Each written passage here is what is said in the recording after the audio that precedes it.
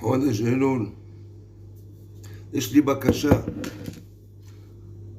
אני לא מבקש כסף, לא רוצה כלום. תתחילו לכבד את ההורים שלכם, תתחילו לנשק להם את היד. זה הכל אצל בורא עולם. בורא עולם אומר מי שמכבד את הילדים שלו, את ההורים שלו, בוודאי שמכבד אותי.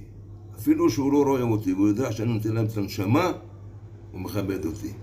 תפסיקו לזרוק אותם לפיליפינים, תפסיקו להביא סעודי, תתחילו להשקיע במה שהשקיעו בכם, עטלו אתכם, גידלו אתכם, עטנו אתכם, נתנו לכם כסף. אתם לא מתביישים?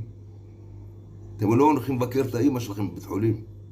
אתם זורקים אותה באיזה בית סעודי, אני לא יודע באיזה מקום, פעם בחודש באים מבקרים, היי אמא, מה נשמע אמא?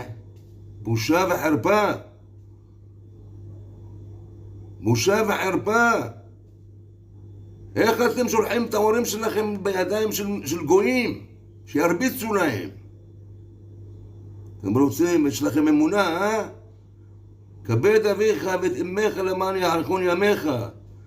אתם לוקחים להם את הבתים ומוכרים להם את השטחים. בשביל מה?